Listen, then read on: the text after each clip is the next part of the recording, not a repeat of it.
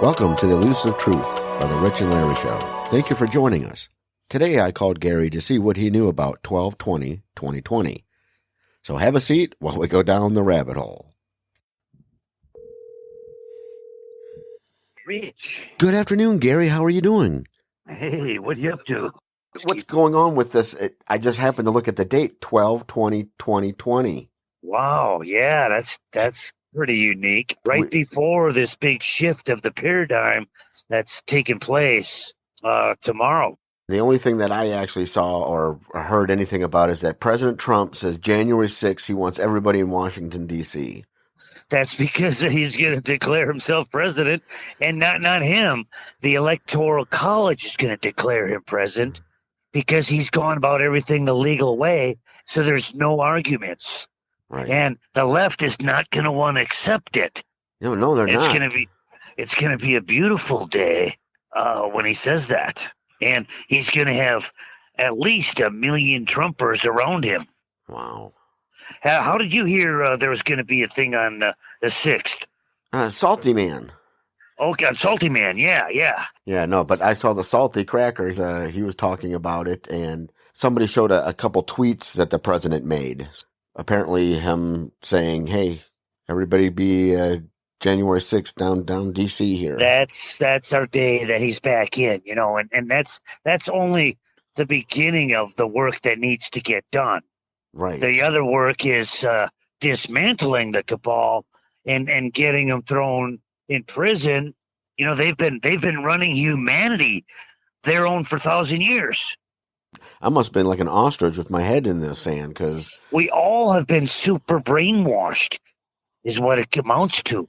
Well, it definitely sounds like it because that's. Well, they've been enslaving us with debt. They've been telling us that we should just be able to just work enough to get by, and they can take all their money in taxes, go out and get loans, so they own you and you're slave to debt, and they are the money. Right. Think about that. Have we been enslaved in debt? Oh, yeah. That's what this whole world's about, is get in debt and pay it back. And they love that because they are the money. We all want it. They've taught us that money is everything. We're totally enslaved in debt. Oh. Well, hey, I'm going to Google this once. How many times is the word money mentioned in the Bible? Oh, I don't know. I've never even thought about that. You can do those kind of searches. You could put a word in and ask, how many times is this mentioned? Right. And I am sure that just like anything else, it's in there a lot more than we think it is.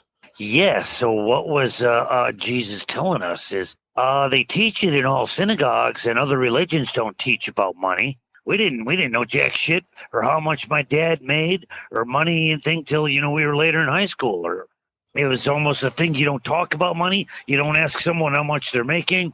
Yet when you go into the elite, they want to know all that. Oh, yeah. Try to get credit, your applications, and they keep records on you. And it's. Oh, yeah. It's even better than that. Well, and then they get hacked into, and then there's no accountability on them. Remember Equifax and all those. So, yeah, I mean, I understand it. Money is everything. That's how everything is done. Everything is measured is by how much this costs. How much do you have? What does it cost to enjoy this? I mean, for example, the BLM, all of a sudden they raised $10 billion. And then the next question is, where all that money go? It didn't go to the BLM or the black people that it was supposed to. Unless that coffin for Floyd cost that much, $10 billion gold coffin. It went to the Democrat Party for backing them on every move they make. Right. Well, I guess that's how they paid Governor Newsom for his house. That's how we got that house. And I don't know. Yeah, exactly. Oh no, they spread it out to the powers above them to keep them running. It's crazy because everything is happening so fast, and so many different things have been coming out. Like I did actually end up Googling the main earthquakes. And, yeah.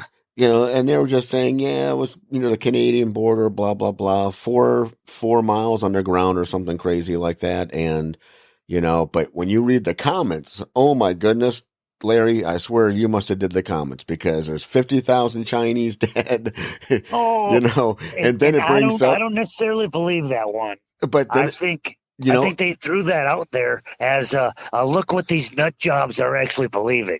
right. Well, and then, because people buy into that because of the dumb, they're way underground. If they blew that up, you know what I mean? So it's like, wow, the people are really stretching and trying to confuse everybody on what's going on Well, because I haven't found anything that online, but the comments, what people are putting on these things it's just amazing. with every big lie, they throw a little bit of truth in all fiction to steer the fiction towards truth. Okay, how about this one? Justin Trudeau is as liberal as you get in Canada. So if you said he was doing joint exercises with the Chinese military to teach him how to function in snowy, cold winter conditions, would you believe something like that?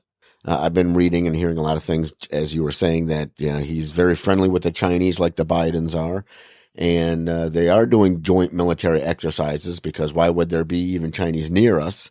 And in this day and age, hell, we've been snowballed so much that like I said, it's really hard to find out what the elusive truth is. Out of the rabbit hole for now. That is the end of part one of our conversation. This is our second podcast, and we want to thank you for listening, and we hope to chat soon. Goodbye and take care.